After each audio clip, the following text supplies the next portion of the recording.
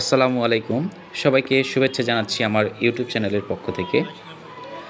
এখন আমরা যে অপারেশনটি করব সেটি হচ্ছে ছাগলের সাবকিউটেনিয়াস সিস্ট এর অপারেশন।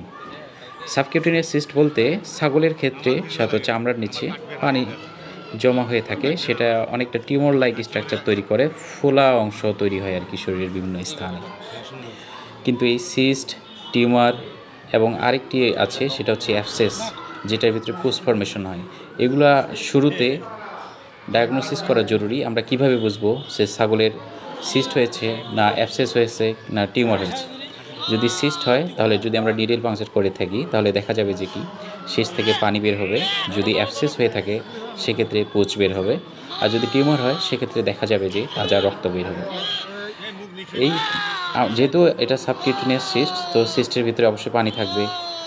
এই সিস্টটা বিভিন্ন কারণে হতে পারে, কিন্তু আজকে আমরা সিস্টের অপারেশনের শুরুতে আমরা যে কাজটা করেছি সেটা হচ্ছে ছাগলকে প্রথমে আমরা রেস্ট্রিন করে ড্রেসিং করেছি। ছাগলের যে সিস্টের উপরে যে লোম ছিল সেগুলো পরিষ্কার করা হয়েছে।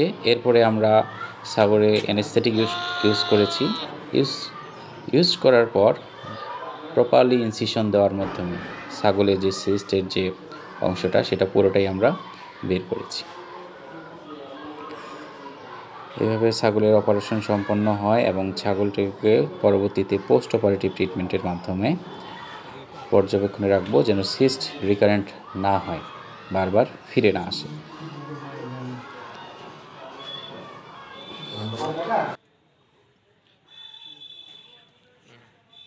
আমরা ইনসিশনটা প্রপারলি দিচ্ছি। আমরা দেখতে পাচ্ছি আমাদের যে ছাগলের সিস্টের অংশ সেটা পুরোপুরি বের হয়ে গেছে। এখন আমরা সিস্টটাকে তার ক্যাভিটি থেকে বের করতেছি। আমাদের সিস্ট পুরোপুরি এক্সট্রাক্ট হয়ে গেছে। এভাবেই একটা ছাগলের সিস্টের অপারেশন সম্পন্ন করা হয়েছে। পরবর্তীতে আমরা চামড়ায় ক্রাস্ট করে সুচারিং করে ছাগলের পোস্ট অপারেটিভ ট্রিটমেন্টটা